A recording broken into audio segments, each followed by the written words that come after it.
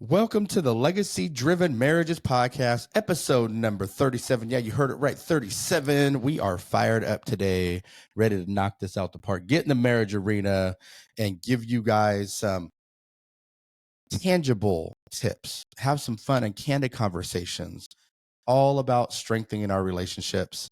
I'm your host, Walt McKinley, and as always, I am here with my beautiful partner in crime, Stephanie McKinley. Hey, y'all. I need to put that on the little board thingy. As we get started today, as always, make sure that you hit that subscribe button. And if you're inclined, please go give us a 5-star rating on the reviews. That really helps bump us in the algorithm and get things moving so we can help other people, just like all of us here, get into the marriage arena and keep continuing to fight for their relationships, which is why we wear the warrior shirts, because it really does takes an effort by both of you guys fighting together, not against each other, to make our marriage work. Today's topic is going to be a lot of fun for us and something that Stephanie and I kind of really were thriving in this season, but we haven't always thrived in this. Really, how do you support and stay connected when your partner is really focused on their personal growth? How can you maybe get stuck out of that rut, or help your partner get stuck out of that rut where maybe they're just kind of in quicksand and they don't know what direction they're going to go, what purpose they have, where they need to focus their own personal growth at, and how to really move forward from that. Because we've seen a lot of relationships in the past really crumble, man. That they turn around and they say, well, we talk to them and maybe they're on the precipice of divorce and they say, we just grew apart. I don't know what happened to my spouse. I don't even recognize them anymore. They're not the same person that they were when we met, which they shouldn't be. So they really grow apart in these seasons when one person's growing or maybe challenging themselves and doing something individually. They don't know how to not only bring that back together, but be able to continue to be intentional about staying connected while they're each growing individually. So this is going to be a fun episode today.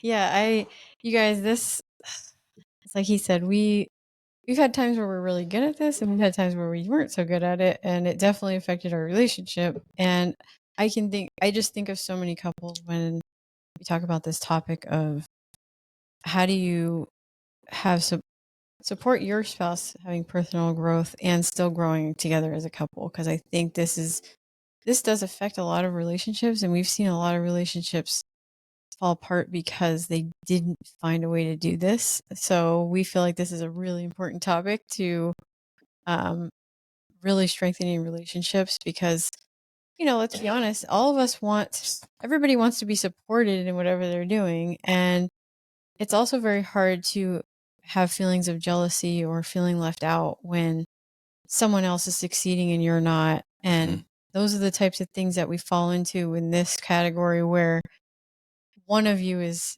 having personal growth and the other isn't. How do you still be their cheerleader when you're not seeing the same thing and you're not necessarily doing it together, but you can still be doing it together? Or at least if you're supporting them, everybody wins and you will grow together. It's crazy because you could be celebrating your spouse and you could be supporting their journey and still be drinking haterade on your own situation, right? And still feel stuck and still feel like you don't really know what this next part of your life, this next season you're moving into, what's your purpose going to be? And you're thinking to yourself, well, good for them, they found their purpose, which in the military, good for you, GFY, could also mean go, yourself. So, it's really crazy how you can really have these emotions of happiness for your spouse or your significant other, or even people in your circle, and you love that they're winning, but man, you just drinking this haterade that you're not winning. It's really easy to move into that.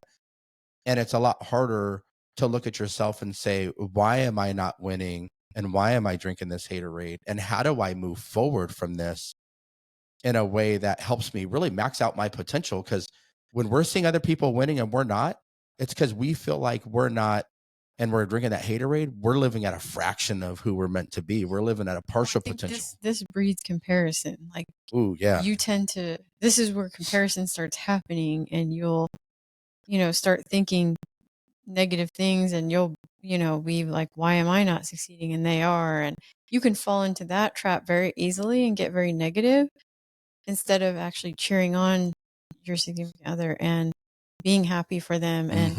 And a lot of that is played by both of you, because I think if your partner is showing appreciation for you, and and they've been there to cheer you on in your times when you were succeeding, then you're going to be a lot more likely to do that for them. But if they weren't, then you tend to not do it either. So that's where there's a there's a real balance there, balancing act between you two, that you've got to both be each other's cheerleaders and be able to do that for each other, because if you're not, it's going to go south. Yeah. Look, I'm in the personal development space, and a lot of the speaking I've done, I've seen a lot of marriages and relationships really crumble. I can think of one in particular. Obviously, we don't mention names on here, but somebody who was in a very long-term relationship with somebody else, even had kids together, and they felt like their significant other wasn't supporting, or they couldn't see the vision for where they wanted to go in the journey that they're on in life. And you got to be, if you're the person having success and really focusing on this personal development journey, you have to really take a step back sometimes and see the forest through the trees and not become selfish. Because in this instance, I think there was, not all of it was selfish, but I think some of it was.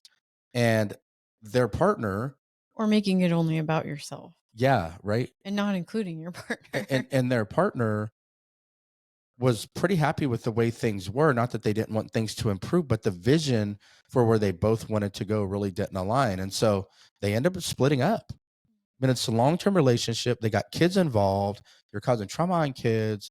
But this person, it's literally just about them and what they want to do and how they want to do it. And they're not supporting their partner and how their partner's vision plays out individually. Because I think in this journey that we're in, we've got some individual thoughts of where we want to go and individual goals and things that we want to do. And that's great when you're single. And then you get married and your partner has the same things that you have, individual goals and aspirations and dreams. And you should still maintain some of those, but you got to have some couple goals and visions and dreams too. And then you got to keep certain things in alignment. We're going to talk about 4 keys that you can start doing today, here in just a few minutes. You got to keep things in alignment. You got to do certain things to ensure that you don't drift apart and turn around and you're splitting up, because there's just no commonality anymore. We've drifted apart. I don't know this person anymore. They've really changed. Or we've just kind of grown apart. We love each other. We're just not in love with each other anymore. It's so easy to get into this season when you're moving in opposite directions. And it takes a lot of intentionality and a lot of consistent effort to bring yourselves back together. Yeah, I was telling I think of this couple. I don't know how many of you are This Is Us fans. We used to watch it together, and I'm a huge This Is Us fan. And Justin Hartley from that show, he was dating, or he married a girl from, there's a Netflix show called Selling Sunset, which I also watched. Her name was Chriselle. So any of you watch that show, you know who I'm talking about. But I guess they both used to do soap operas together and stuff. And so they used to act together. And that's probably how they met. I don't know for sure, but I'm speculating a little bit. But we're filling in the blanks where we have answers. They were married for about 4 years, I guess. And it was just strange because it was right about when This Is Us was ending and Selling Sunset was kind of taking off. But it wasn't really well known yet. And This Is Us was a mega show. Yeah. I mean, winning all the awards and everything, and had multiple seasons. Yeah. They were making lots. It went from a little show to being the show, the number one show on television to watch. Yeah, I mean, it had mega success, and it's obviously he had mega success also. And so it's just interesting to me to see. We don't really know, because they're not in their personal lives, but you kind of can see this a lot where one person had a lot of success, and then it didn't play well for the relationship because either they didn't include their partner and bring them along in the success, or I don't know, things just start to happen there that there was no shared goals that they should have had together too. Right. And sometimes it's like, I'm sure like in that world, they're working on different sets and you're around different people and you spend a lot of time apart, and that doesn't help, that makes you grow apart. But I just think of those kind of things where someone had a lot of success and the other person couldn't really be their cheerleader, or they didn't allow them to be the cheerleader. I don't know. Or they straight up just left them behind. Yeah. Because here's the thing, is my teenagers say people gas you up. So you've got people around you getting so excited about the success, and they want to just be in your sphere of influence, and there's this attention. And so you're getting told all the amazing, just how incredible you are. And you're eating it up with this, you're eating it like it's the best thing you ever tasted. Like, give me some more of that. Cause I have a tendency to do this too. Give me some more of that. I love the attention. Yes, I'm amazing. Please tell me some more. Cause I didn't get told that growing up. So it's a life issue for me if I'm not careful. And they just end up kind of focusing on the people that are gassing them up, and they forget to stay strong with the person who supported them when they were nothing, who supported them on the way up. Jeff Bezos and his wife, they built the biggest company in the world. He ends up leaving her for a younger woman, and yeah, she got half. But I mean, man, how powerful were they as a couple to build this crazy, incredible business from an online bookstore to being, I don't even know what the heck to call it, every world domination. And then they split up. It's like he forgot who he was along the way, and maybe she did too. I don't know, but they lost their connection along the way in the midst of the success. So don't let success go to your head, or don't let the individual goal that you have take you away from your spouse, where you start to fall, the emotions and the connections start to fall by the wayside. On the journey we've been on now, we're doing stuff together. We're going to talk about that a little bit. But when we started this whole journey a couple years ago, and I wrote my book, and I started speaking and getting paid to go speak by myself individually, Stephanie was amazing. She was an incredible supporter as part of this, and she really rooted me on. At the same time, our kids are getting ready. We're halfway to empty nesting anyway, and she's trying to figure out what her purpose was at the same time. And so there's a real dichotomy of where each of us were in our own personal journeys in life that could have fractured our relationship. We just learned from other times where it started to not allow it this time. Right. I was going to say, he used that example, and, I told him it would have been very easy. He wrote that book, and there was a lot of success at that time where, by the way, Monsters in My House, a true story. Go get your copy on Amazon, listen on Audible, Barnes & Noble, wherever books are sold. I felt like he was having a lot of personal success. He wrote this book. He had been wanting to write, wrote it on his own. It was published, and we threw this big, what do you call it? Book launch. Yeah. And, he was getting a lot of attention at the time. A lot of people reaching out and saying like how much the book helped them, and how great he was, and all this stuff. They were gassing me up, y'all. I was loving it. I was like, gas me up some more. This feels amazing. And I told him, like, it could have been very easy for me to get jealous, or, feel not worthy, or say good for you, but the other way. GFY. A lot of things could have happened there. I could have easily been, like I said, very jealous, or like then felt bad about myself, or, and I didn't, because partly, one, I saw him have a major breakdown before that book came out. So I saw he went through a very low point in his life before this high point. So it was a roller coaster. I was with him through all of that. And like he said, he always gave me credit too, that I did encourage him, and that I did push him to write the book. And because he always included me in that, and I felt part of it in that way, I think that helped me not, be able to cheer him on and feel happy, truly happy for him, because I really did want that for him.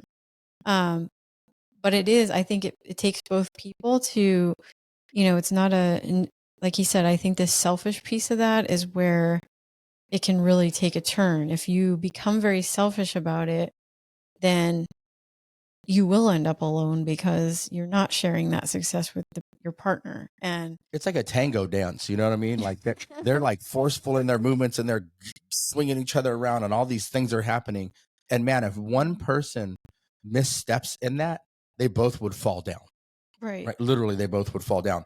And I think what you said, so as a person that was gaining the success and kind of being in the light and getting the love from people, what I've seen a lot of people do is and I talk about this, they forget the people who got them there.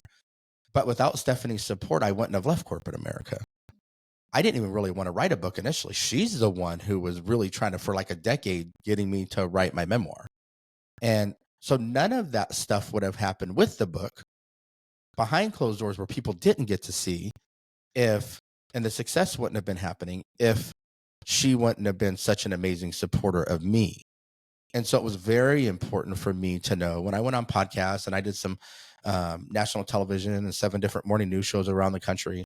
It was always important anytime I had an opportunity in an interview to mention how did I end up writing my memoir, to say, well, it was really my wife that got me to do this, because on my own, I wouldn't have. Right. And easily he could have never mentioned that, or he Mhm. could have just acted like it was his, like he always wanted to do it or whatever. He could have just never mentioned me. He could have said it was his idea. It could have been several different things where had he done that, then I wouldn't have felt like he appreciated that I was part of his Mhm. journey. And then I probably would have gotten very resentful and hadn't had that anger and jealousy and things. So that's what I mean by, we need to pay attention to ourselves and what we're doing too. You always need to focus on yourself and how show up and take accountability for how you play into things, because that's what I'm trying to use this example to show you that easily could have gone either way. And it really takes both people. It's both of your actions and what you're doing and how you're showing up that will make this successful or not successful. And we made our mistakes earlier in our marriage that we really learned from and then made adjustments for. But man, we continue to see people really struggle in their relationships when one person's having success and one person isn't, or when one person's pushing themselves and they're really focused on that 1% better every single day mentality and these big chunky goals that they're chasing. And one person feels like they're stuck, or they don't even know what goal to chase because they don't even know what they like anymore. It makes me think, it came to me like, if you ever watch award shows, and someone's up there and they're getting their award and they start thanking people that were part of their success. And a lot of them at the end will say, like, my wife or my husband, they were my greatest supporter. And they acknowledge that to the world while they're getting that accolade. Like, they're getting, all eyes are on them and they're getting all the attention and the accolade. But then they turn around and say, but it really was because of these people or this person. And when you do that, that's what I mean. If that person feels acknowledged and thanked, man, they're going to show up so different for you. Like, that's Yes. what we lose sight of. And we're really giving you guys the lens of the person that's the supporter and the person that's having success. So like fill the blank in wherever you're at, and that's going to be important to you really taking in what we're getting ready to say next. And this is just 4 keys that we're talking about to make sure that both people are moving together individually, but also as a couple. And the first one I want to talk about is regular check-ins. I think you have to be intentional. We talk about communication every episode because it's such a huge piece of everything in life, much less just your marriage, like just everything in life. And so it's important to really have those moments where you check in with each other. And the person Stephanie told me along the way, and my own sister told me this too. She was worried about me having success and leaving them behind. That was a real fear. It didn't matter that I didn't feel like, hell no, I would never do that. That's not who I am. That's not what I'm about. But that was a fear that she had. So it was important for me to really empathize and understand and reassure, but then my actions to match my words. Well, I don't think anyone has the intention of doing that. I think they never think that they're going to forget who is there. And sometimes it happens. Like, you get swept up in all of the newness and that attention and the adoration and the love and just that success, and you kind of forget who you are, who you were. And you're meeting people who also same sex, opposite sex, right? You're just meeting other individuals that are kind of walking on that same type of journey you're on. And so there's a natural chemistry and there's a natural dialogue and conversation and excitement that comes with talking to people doing what you're doing. And maybe your partner can't be that same person in the conversation, but it doesn't mean that you just discount their opinion or you discount where they're at. It's important to not only support, but it's both ways. Well, that's why I say, you know, we're talking about these regular check-ins. I think it is awesome that your sister was able to say that to you and she was able to communicate her feelings to you, because it did make you more aware that that's how she felt and where she's coming from. And it will make you more intentional about not doing that, because you're like, oh, like she pointed out, now I'm very aware that that's an issue for her. Yeah. So I'm going to be really intentional about not doing that. Well, and that it was just a fear, right? But the fear was founded on love, right, and wanting to stay connected. So it's not just your spouse relationship. It really is. I mean, we're focused on the spouse piece of it today, but it really is all your relationships. But the initial conversation, she came to me out of character, kind of lashing out. And then as we had I realized it was out of character. I just kept digging deeper to figure out like, why is this such a, where's your head at right now? What the heck is going on? Or I would have a conversation with somebody and you would get worried about that conversation with them. And so you would need me to set certain boundaries with the opposite sex to not have private conversations, even though it was totally platonic, but it was founded on fear of that connection you build with somebody doing the same types of things. And you're hoping and you're dreaming and you're thinking about all the things, and it's a synergy and it's energy and it's just, you're like, oh, let's go. And it's like this big ball of energy that's going forward. But you can't lose that with your spouse. So the regular check-ins, man, are so important. And what was really cool. Well, yeah, I'm glad that is something I really want to point out, is that's the thing too that gets lost and that's why I brought up that movie Walk the Line and stuff like that, because it is No, you didn't bring sometimes. that up yet in this. You brought that up when we were talking about the episode. Oh, so okay, so this was one of the examples I was thinking of. Was, I don't know if you guys have seen that movie Walk the Line with Reese Witherspoon and Joaquin Phoenix. Yeah, and he's playing Johnny Cash in the movie, and she ends up being his he has an affair on his wife with Reese Witherspoon's character, June. So, but it makes me think of like how he got swept up in that fame too, and like, but also June was playing the instrument with him on stage, so they were working together and they both love music and they shared that together, and then they ended up spending a lot of time together because of it. And then he wasn't having that same connection with his wife, and his wife was wanting that with him, and she was missing him being at home with him and their kids, or her and their kids. And so this led to, he spent a lot of time with June and they grew closer, and he grew further apart from the wife. And that kind of stuff really happens because it's the same thing in any job, because when you're working closely with people and they're doing the same thing as you, and it's like you said, then there's a synergy and all that. Well, then sometimes that doesn't happen at home, and they're not spending as much time at home, and they can't connect with their spouse the same way because they're not doing the same thing. And that's why we say you got to have these regular check-ins with your spouse, because you need to be finding a way to connect with them still, even though they're not doing what you're doing. Right. Because what happens is when you're not connecting and resentments building or frustrations building, now arguments happen.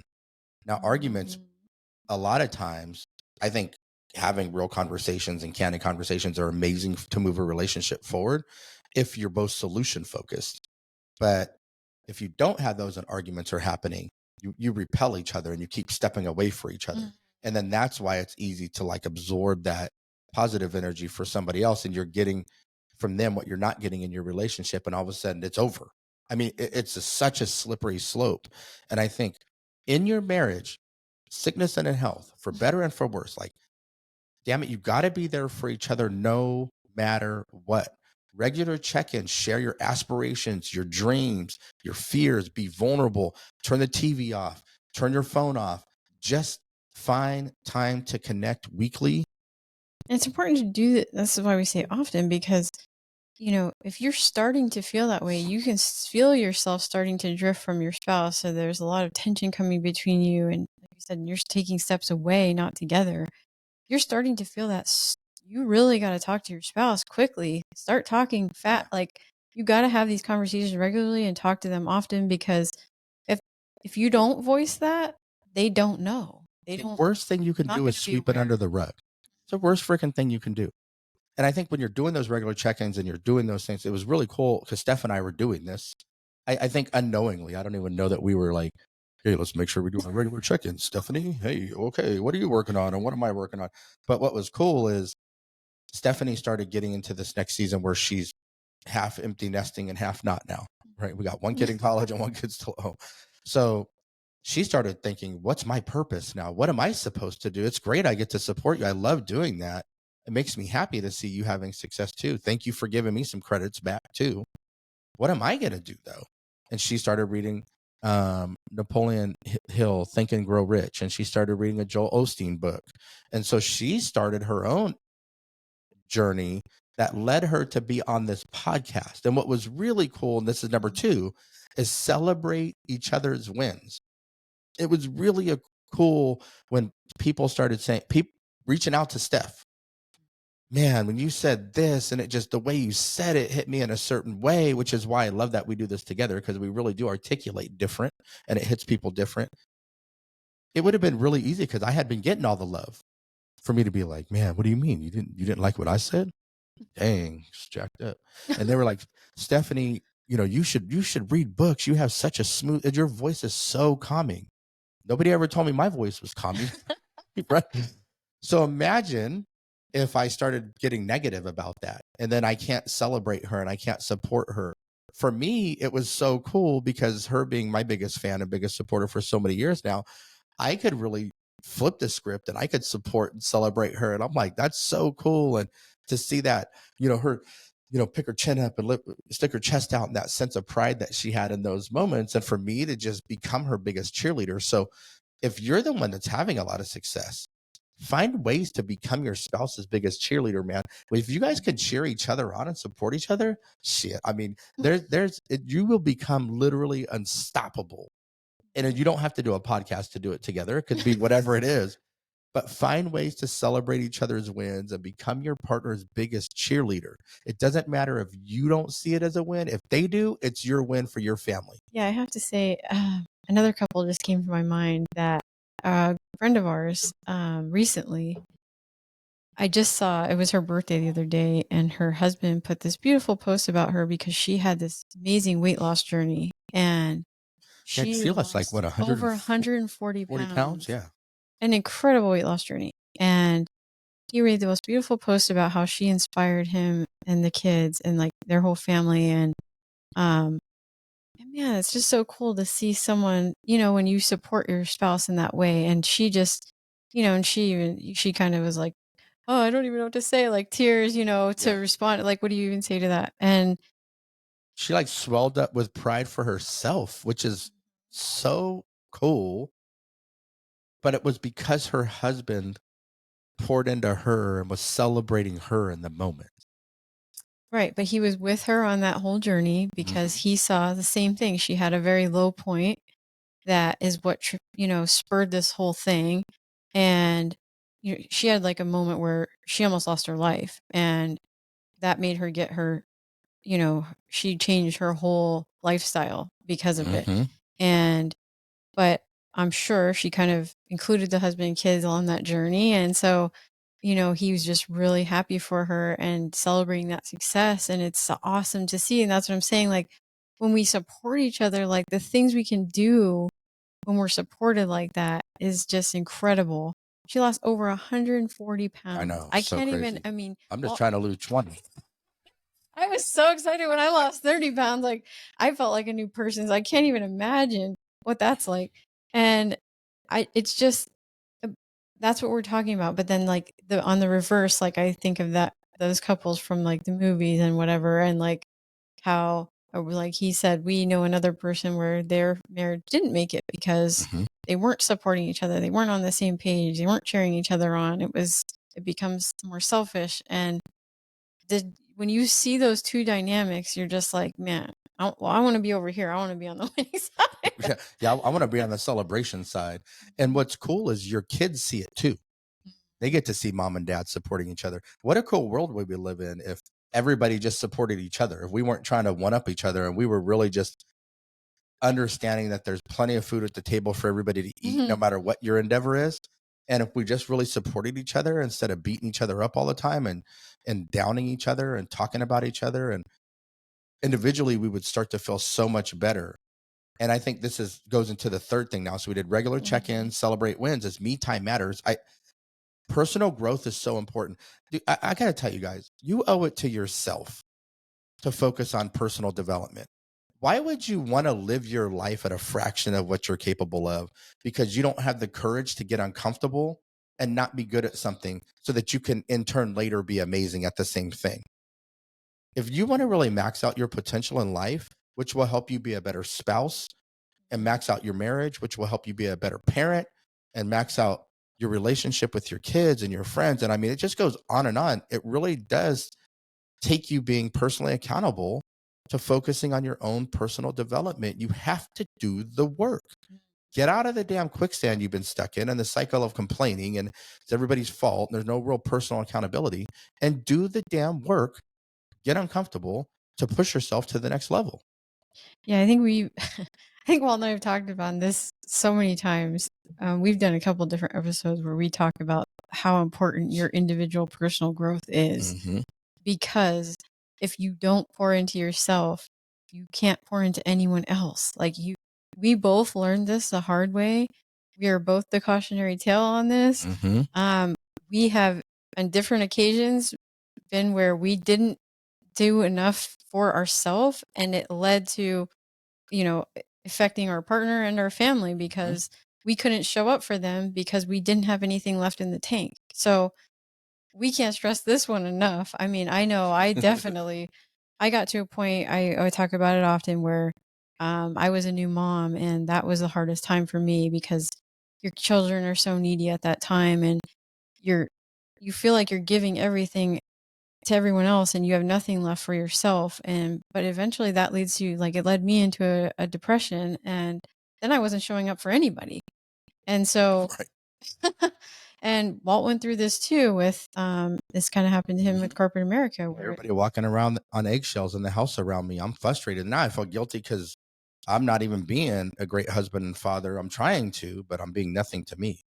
Man, get off your behind and start to do the things you need to do to max out your life. And it's micro, guys. It's all right. the little things you do That's every what I day. was gonna 1% better every day. We say that a lot on here because it's true. If you think I need to be 100% better every day, I'm going to get overwhelmed and I'm not going to do anything. Just do little things every day. And in the course of 6 months, a year, 5 years, the difference in where you can be is tremendous because 6 months, a year, and 5 years is coming anyway. So why not do the things that are going to help you elevate who you are as a human being on And the yeah, way? you guys, this is small things, like go take a walk for 10 minutes. Like if you are starting to feel stressed and overwhelmed by whatever, like during your workday, take a break, go outside, get some fresh air, take a 10-minute walk. For me, like, I like to read a little devotional in the morning to start my day, or listen to a positive podcast, read something positive. Like, have to incorporate these little things that just, like, will pour into you and give that motivation you need. Love it. So number 4, or he said, so we'll recap a little bit. The first one was regular check-ins. The second one, celebrate the wins. The third one, me time matters, or self-care. And number 4 is shared goals. Ooh, we know this is important too. Yeah. And we've done a whole episode on this too, where it's you have to have goals together. You have to be reaching for something together, or you will grow apart. It's inevitable. Like we said, like when you're a new couple, a lot of times that's like you're focusing on getting a home and building a family and that kind of thing. That's your shared goals. But then when you attain those things, you tend to lose sight of, okay, you stop reaching for things together and you start pursuing these individual Well, it's things. almost like you stop talking about it. The fact that you reached it and what's the next thing? Celebrate the win, and then how do you move to the next thing? Right. And a lot of that is you are raising your kids, and that's a big piece until Yeah. that you do become an empty nester, and then you can have new goals, which is the Right. point we're reaching now, where it's like, okay, we've kind of raised our kids for the most part. So now what do we look forward to? Because you don't want to just, if you don't have goals and things you're reaching for, you're just kind of gonna die.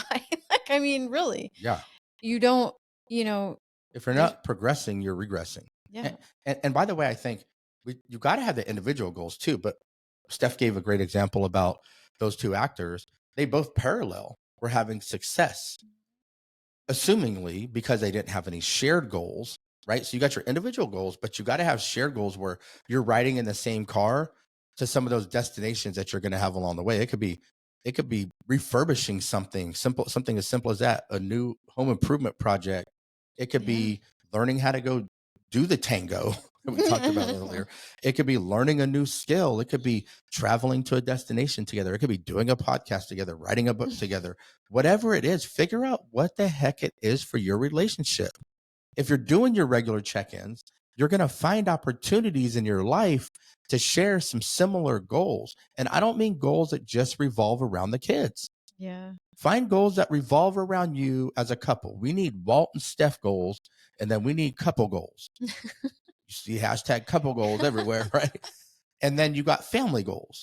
Right. Like we're kind of like, oh, we need to work on our health a little bit. Like we're trying to actually do that together. We want to work out together and eat right together. And so we're, when we're doing that together, we're going to have more and better growth in that area. And you can only, because we've done that where we try to do it individually and the other one doesn't, and it just doesn't. Yeah. You don't Steph have eating the same Oreos in front of me, and I'm like, yeah, forget it. Just give me a damn Oreo. Let me have it. We also have like travel goals where we're like, eventually we kind of want an RV and be able to just travel around. And we want to go out of the country to like Europe. We haven't been able to do with the kids. And we have some goals like that are not necessarily doing a podcast together, but just things that it's like we look forward to doing together, and we're still striving for that. And it makes you dream together. And all of a sudden you're dream building about what's next and how you're going to get there. And man, there's a connection that happens when it's shared goals and synergy. It's like I talked about when you're individually doing things and you're meeting somebody doing the same things you're trying to do. And it's like this voracious conversation that happens where there's all this excitement along the way because there's understanding for that. That's what shared goals really do for you too. So figure it out. Find time to find shared goals. You owe it to yourself and your relationship to do that. It's a must. All four of these things are a must. But we did a whole episode on shared goals and values. That's how important that is. And like Stephanie said, it doesn't have to be something like crazy profound. And by the way, our shared goals and visions have ebbed and flowed tremendously in the 24 years we've been married. I mean, it is really vastly different. I'm on my third career at this point. I never thought I'd really be doing this. I hoped and dreamed I would. I definitely didn't think Stephanie would do it with me because she was like, no, I'm cool. I'm going to go support and yay, I'm going to be your cheerleader from the background. And I'll even help make some social media stuff and use my marketing skills and do that. Now she's like, oh, you know what? I do have some things I have to say. Now I can be her cheerleader, but also we got a shared goal and vision for something that we both love to do. And that's pour into you guys. So man, it's this beautiful spin cycle that you could just get into when you're doing these four things really extremely well. Yeah, you guys. So in wrapping up this show, we want to just say, you really need to learn how to support each other's personal growth. And man, it will just take you into the stratosphere. Oh, hold on. How about learn to love supporting your spouse, right? Don't do it because you should or because we said it was a tip. Learn to really love supporting them. And then it just really kind of comes easy. And I got to say, but how do you learn to love to support them? You have to be willing to do that for them too. Like it's all comes back to you guys. It's the golden rule. I knew you were going to say that. Treat others how you want to be treated. I mean, ultimately you get what you give.